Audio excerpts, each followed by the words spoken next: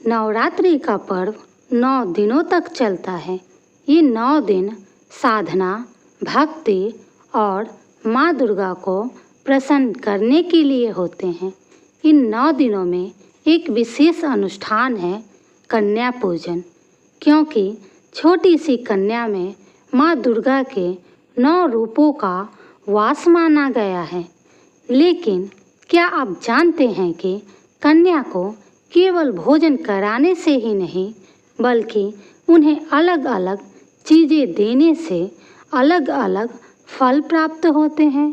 शारदीय नवरात्रि के दौरान अष्टमी तिथि 30 सितंबर के दिन है और नवमी तिथि 1 अक्टूबर के दिन। ऐसे में अष्टमी तिथि का कन्या पूजन 30 सितंबर मंगलवार को और नवमी तिथि का कन्या पूजन 1 अक्टूबर बुधवार को किया जाएगा। आज हम आपको विस्तार से बताएंगे कि कन्या को क्या देने से आपको जीवन में क्या क्या लाभ होता है। अगर आप कन्या को फल देते हैं तो इससे आपको क्या वरदान मिलता है, आइए जानते हैं। जब आप कन्या को फल खिलाते हैं तो इसका सीधा अर्थ है कि आप माँ दुर्गा के स्वरूप को जीवनदायिनी आहार दे रहे हैं। फल देने से घर के सभी सदस्यों के स्वास्थ्य में सुधार आता है, बीमारियों से बचाव होता है। जिनके घर में बार बार बीमारी रहती है, उनके लिए कन्या को फल देना बहुत शुभ माना जाता है। यह भी माना जाता है कि कन्या को फल खिलाने से आपके घर में अमृत तुल्य आहार का आशीर्वाद मिलता है और कभी औषधि की कमी नहीं होती। दूसरा, कन्या को हलवा पूरी चना देने से क्या फल मिलता है, आइए जानते हैं। जब कन्या इस प्रसाद को खाती है तो घर में अन्न धन की कभी कमी नहीं होती। माँ लक्ष्मी अस्थायी रूप से घर में निवास करती है, व्यवसाय और नौकरी में उन्नति मिलती है। यह भी कहा गया है कि यदि नवरात्रि में कन्या को हलवा पूरी चना का प्रसाद खिलाया जाए तो घर के भंडार हमेशा भरे रहते हैं। तीसरा, कन्या को कपड़े देने से क्या फल मिलता है, आइए जानते हैं। जब आप कन्या को नए या साफ सुथरे कपड़े देते हैं तो इसका अर्थ है कि आपने माँ दुर्गा के स्वरूप को आदर किया। इससे घर की दरिद्रता समाप्त होती है, परिवार में लक्ष्मी का अस्थायी वास होता है, घर की स्त्रियों का सौभाग्य बढ़ता है और बेटियों को अच्छे रिश्ते प्राप्त होते हैं। कपड़ा देना दरअसल आपके घर की गरीबी और तंगी को खत्म करने का सबसे बड़ा उपाय माना गया है। चौथा, कन्या को चूड़ियाँ और बिंदिया देने से क्या फल मिलता है, आइए जानते हैं। चूड़ियाँ और बिंदिया सौंदर्य और सौभाग्य का प्रतीक है। जब कन्या इन्हें पहनती है तो ऐसा माना जाता है कि आपके घर का हर स्त्री सौभाग्य सुरक्षित रहता है, विवाह में आ रही बाधाएं दूर होती हैं। कन्या पूजन में चूड़ियाँ और बिंदिया देना माँ पार्वती को प्रसन्न करने जैसा है। इसके फलस्वरूप पति पत्नी के बीच प्रेम बढ़ता है और परिवार में नई खुशियाँ आती है।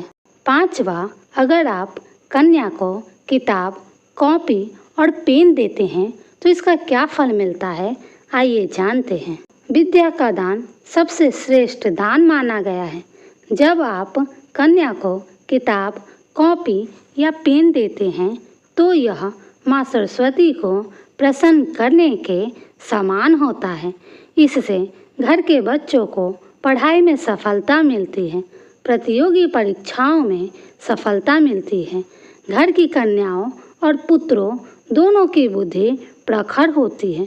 विद्या दान करने से आपका जीवन भी ज्ञान और विवेक से भर जाता है।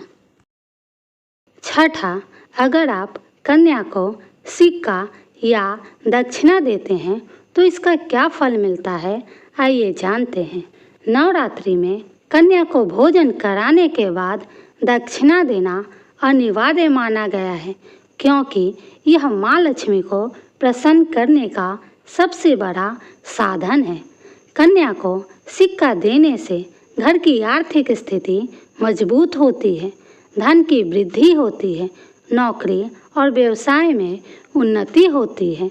यदि आप धन की कमी से परेशान हैं तो नवरात्रि में कन्या को दक्षिणा देना आपके लिए बहुत फलदायी होता है।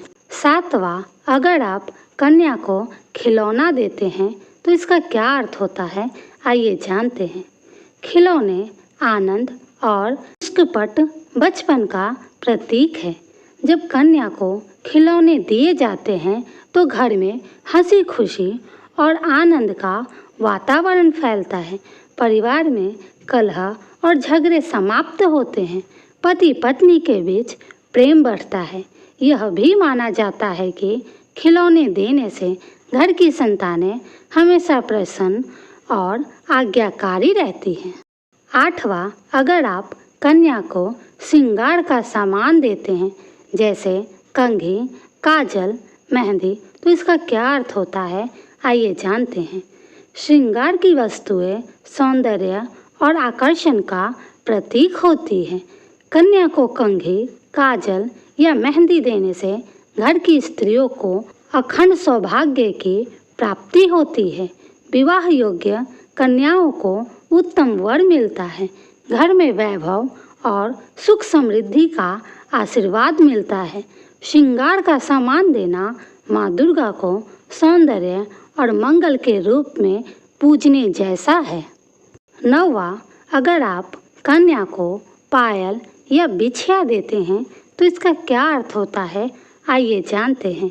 पैर के गहनों का बहुत महत्व है। कन्या को पायल या बिछिया देने से घर में मंगल का वातावरण बनता है। यह माना जाता है कि बेटियों विवाह समय पर और अच्छे घर में होते हैं, संतान सुख की प्राप्ति होती है और वंश वृद्धि का आशीर्वाद मिलता है। पायल का मधुर स्वर घर से नकारात्मकता दूर करके सुख और समृद्धि का संचार करता है। अब हम जानते हैं कन्या पूजन में वह भूल जो नहीं करना चाहिए। तो पहला है, कन्या को कभी खाली हाथ विदा न करें। दूसरा, कन्या को बासी भोजन या आधा खाया प्रसाद न दें। तीसरा, कन्या पूजन केवल दिखावे के लिए नहीं बल्कि पूरे मन से करें। चौथा, कन्या को डांटे या नाराज न करें। कन्या के पैरों को धोने के बाद उस जल को घर में छिड़कना शुभ माना जाता है, उसे फेंकना नहीं चाहिए। तो दोस्तों, कन्या पूजन कोई साधारण परंपरा नहीं बल्कि यह माँ दुर्गा को अपने घर आमंत्रित करने का सबसे पावन मार्ग है। जब हम एक छोटी सी कन्या को प्रसन्न करते हैं तो दरअसल हम माँ दुर्गा को प्रसन्न कर रहे होते हैं। इस नवरात्रि आप भी श्रद्धा और प्रेम से कन्या पूजन कीजिए और कन्याओं को अलग अलग वस्तुएं भेंट करके अपने जीवन को सुख, शांति और समृद्धि से भर लीजिए। अगर आपको यह वीडियो पसंद आया हो तो हमारे चैनल को लाइक, सब्सक्राइब और शेयर ज़रूर करें। और हाँ दोस्तों, कमेंट में जय माता दी अवश्य लिखें।